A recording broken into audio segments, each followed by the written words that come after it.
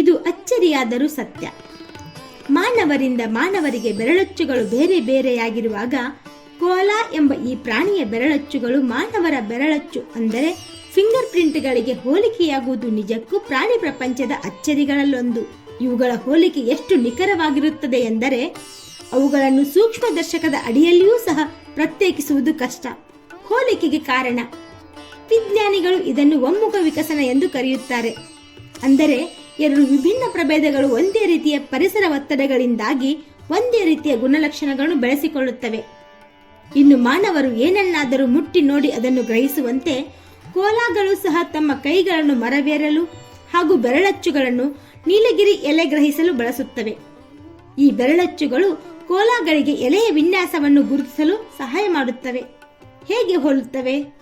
ಕೋಲಾಗಳ ಬೆರಳಚ್ಚುಗಳು ಮಾನವರ ಬೆರಳಚ್ಚುಗಳಂತೆ ನೇರಗೆರೆ, ವಕ್ರಗೆರೆ ಸೇರಿದಂತೆ ಎಲ್ಲ ರೀತಿಯ ಮಾದರಿಯನ್ನು ಹೋಲುತ್ತವೆ.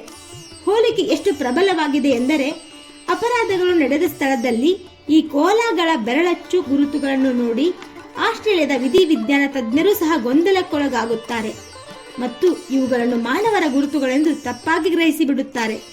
ಈ ವಿಶಿಷ್ಟ ಪ್ರಾಣಿಗಳ ಬಗ್ಗೆ ಸ್ವಲ್ಪ ಹೇಳಬೇಕೆಂದರೆ ಇವು Queensland, new south Wales, Victoria ಮತ್ತು ದಕ್ಷಿಣ ಆಸ್ಟ್ರೇಲಿಯಾದಲ್ಲಿ ಹೆಚ್ಚು ಕಾಣಸಿಗುತ್ತವೆ. ನೀಲಗಿರಿ ಎಲೆಗಳು ಕೋಲಾ ಮತ್ತು ಕೆಲವು ಕೀಟಗಳನ್ನು ಹೊರತುಪಡಿಸಿ ಬಹುತೇಕ ಎಲ್ಲ ಜೀವಿಗಳಿಗೆ ವಿಷಕಾರಿಯಾಗಿವೆ.